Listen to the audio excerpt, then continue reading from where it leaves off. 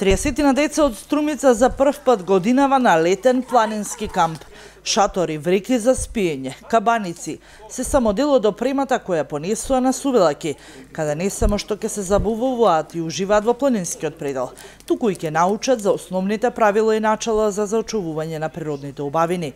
Иницијатори на оваа неколкудневна активност се Александар Ушлиновски, наставничката Билјана Гунова и Катарина Бабулова, кои сметаат дека за реализација на ваква активност, која е новина во летниот распуст, не треба големи финансии, ку само желба и љубов која ќе ја пренесат на децата.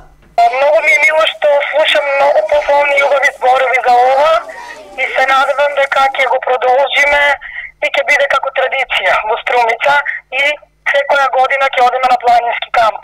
За секој ден имаме планирано активности, значи со мене имам и човек кој работел во извидница, значи вчера имавме луѓе астрономи кои што ни покажа и ни за планетите ни кажаа нас за звездијата, значи децата ни с телескоп ги гледаат тие работи.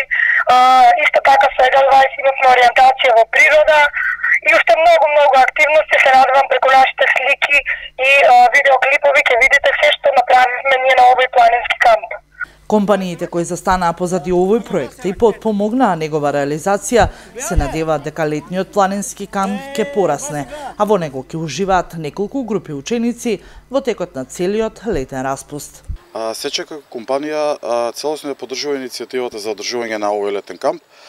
Нашата поддршка се состои во тоа што на дечињата кои што во моментот се горе на кампот дониравме вода, сокчиња, боенки, брендирани маички, боечки и слично.